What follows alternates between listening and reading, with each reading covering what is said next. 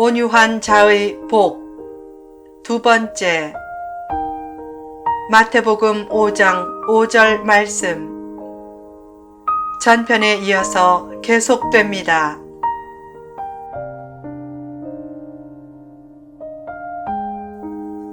온유할 때 얻는 3대 축복.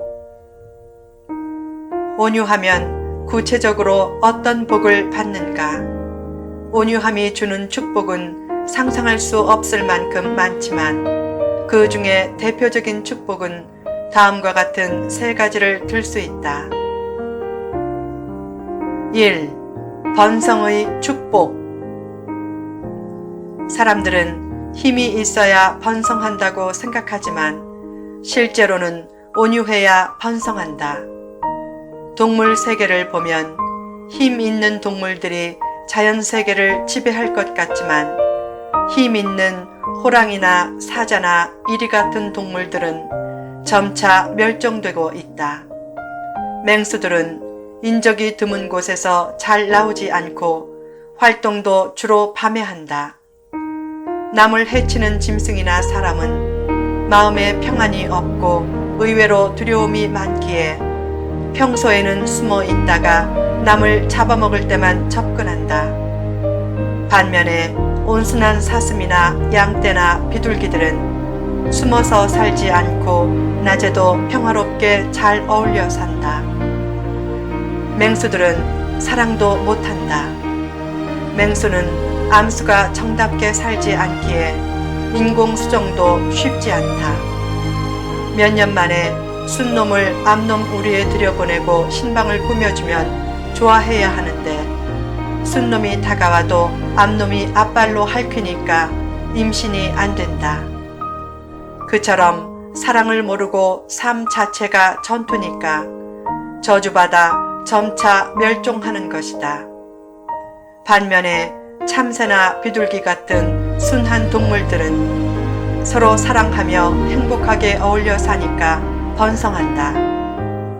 사람도 성격이 강하면 다칠까봐 곁에 가질 않아서 영적인 번식력이 약해지지만 성격이 온유하면 사람들이 몰려들어서 영적인 번식력이 강해진다. 온유하게 참고 인내하면 언젠가 인내의 끝이 오고 그와 더불어 번성의 축복도 주어진다. 가끔 참기 힘든 일이 생겨도 온유하면 번성한다는 원리를 기억하고 참으라. 인내의 때가 끝나면 축복의 때가 시작된다. 그때는 믿음 때문에 손해봤던 것들, 교회를 사랑하기에 참았던 것들, 큰 상처를 받고도 쏟아내지 않고 주님 앞에서 기도하며 승리했던 것들에 대해 손해봤던 것보다 훨씬 더 큰 보상이 주어질 것이다. 2. 물질의 축복.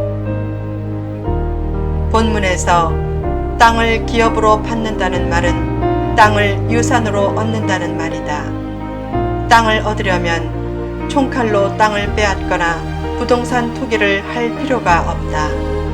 온유하게 살면 손해보고 다 빼앗기는 것 같지만 오히려 땅을 얻고 영향력도 커진다. 특히 땅을 기업으로 받는다는 말은 물질적인 축복을 내포한 개념이다. 결국 물질적인 축복을 위해 온유함은 필수적이다. 식당에서 밑반찬을 지나치게 달라는 얄미운 손님이 있다. 그때 주인이 얄밉게 생각해서 오려면 오고 말려면 말라는 식으로 대하면 물질적인 축복은 멀어진다. 밑반찬을 더 달라면서 성가시게 하는 사람은 대개 목소리가 크다. 그런 사람이 대개 식당 성공의 키맨이다. 그들에게 잘해주면 열심히 선전해주니까 결국 물질적인 축복도 따라온다. 나무의 호주머니에서 돈이 나오게 하는 것은 쉽지 않다. 자존심을 버리고 끝까지 온유하고 친절해야 손님들이 돈도 꺼내고 좋은 계약도 이루어진다. 요새 기업들이 왜 친절 교육에 열심을 내는가? 그래야 돈을 벌기 때문이다.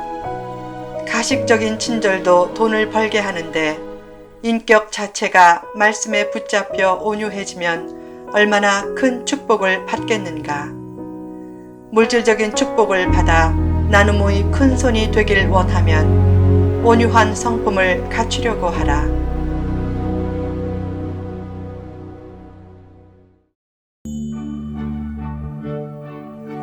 3. 마음의 평안. 시편 37편 11절에 이런 말씀이 있다. 그러나 온유한 자들은 땅을 차지하며 풍성한 화평으로 즐거워하리로다. 온유한 자에게 물질적인 축복과 함께 넘치는 평안도 주어진다. 힘은 외적인 평화, 피스는 주지만 내적인 샬롬은 주지 못한다. 그러나 말씀에 길들여진 온유한 사람에게는 내적인 샬롬도 주어진다. 영어의 피스란 단어는 팍스란 말에서 유래했다. 예수님 당시는 로마의 힘에 의해 이루어진 평화시대였다. 그래서 팍스 로마나 시대라고 한다.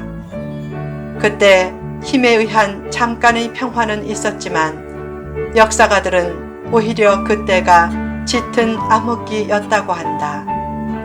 요새 미국은 팍스 아메리카나를 주창하며 세계의 경찰 국가로서 분쟁 지역마다 개입해 미국 주도의 세계 질서를 만들려고 하지만 힘에 의한 평화는 진짜 평화가 아니다. 돈과 권력은 외적인 피스는 줄 수 있어도 내적인 샬롬은 주지 못한다. 샬롬은 십자가의 헌신으로 주어진다. 외적인 피스는 환경과 기분에 따라 주어지지만 내적인 샬롬은 말씀 안에 길들여져 있을 때 주어진다. 미국에서 제일 살기 좋은 곳이라는 시애틀에는 우울증 환자도 제일 많다. 세상에 완벽하게 좋은 곳은 한 곳도 없다. 말씀 안에 있으면서 온유한 마음을 가질 때 깊은 내적인 샬롬이 생긴다.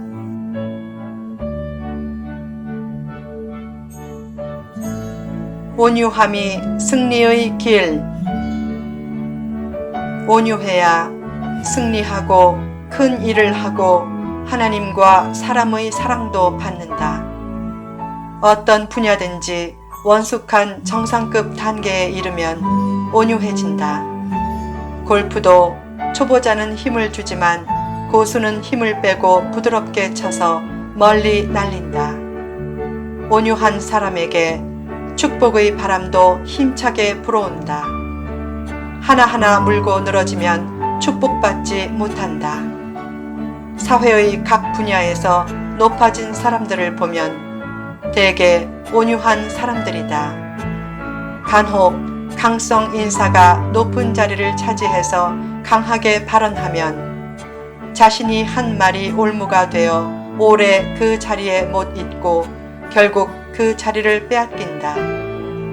교회에도 똑똑하고 강한 목사가 부임하면 3년도 되지 않아 문제가 생길 때가 많다. 정치에서도 강한 대변인이 당에 공헌하는 것 같지만 실제로는 그 대변인 때문에 더 피해를 본다. 결국 강하면 자기도 손해고 그가 속한 공동체도 손해고 나라 전체도 손해다. 순한 사람은 나중에 정권이 바뀌어도 괜찮은데 강한 사람은 거의 대부분 낙마한다. 그래서 저 사람은 정권이 바뀌면 감옥에 가겠구나 라고 생각하면 거의 그대로 된다. 순한 사람은 오래 좋은 일이 생기지만 강한 사람은 현재도 힘들고 나중에도 힘들게 된다. 그러므로 남의 허물과 약점을 이해하고 저것은 틀렸다 라고 너무 쉽게 큰소리 치지 말라. 진지하게 성찰하면 전혀 큰 소리 칠 수 없는 허물 많은 존재가 바로 나 자신이다. 서로 용서해주고 서로 불쌍히 여기고 서로 이해하며 즐겁게 살아야 가정과 교회가 진정 복된 공동체가 된다. 결국 온유함은 승리와 축복의 제일 비결이다. 누가 믿음이 좋은 사람인가? 정확한 구별은 힘들지만 믿음이 좋은 사람의 대체적인 공통점은 부드럽다는 것이다. 믿음이 좋은 사람은 대개 얼굴이 부드럽고 언행이 부드럽고 성품이 부드럽다. 목도 부드러워서 고개를 잘 숙이고 얼굴 근육도 부드러워서 잘 웃는다. 그런 온유한 삶과 언행과 미소가 있을 때 하나님은 내 모습을 보니 정말 기쁘구나 라고 하시며 큰 축복을 내려주실 것이다. 매년 봄에 산불이 많이 난다. 건조해서 조금만 마찰이 있어도 불이 확 붙기 때문이다. 그러나 비가 와서 촉촉해지면 산불이 나지 않는다. 왜 예배를 드리는가? 마음이 은혜로 촉촉하게 젖기 위해서다. 사이비 종교인은 그들 방식의 은혜를 받으면 성질이 더 사나워진다. 멀쩡한 사람을 사탄으로 몰고 괜히 갈등을 일으키면서 그것을 십자가라고 한다. 반면에 진짜 하나님의 은혜가 임하면 마음이 온유해지고 삶도 화합하는 삶이 된다. 그런 온유한 심령을 통해 아벨의 예배가 드려지고 넘치는 기쁨과 행복과 축복이 주어진다.